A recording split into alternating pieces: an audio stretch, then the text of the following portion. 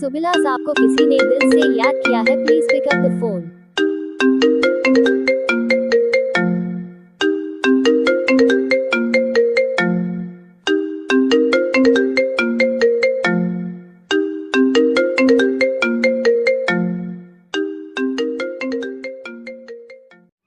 किसी भी मोबाइल की रिंगटोन के साथ अपने नाम की रिंगटोन बनवाने के लिए अपना नाम कमेंट में लिखें और चैनल को सब्सक्राइब जरूर करें।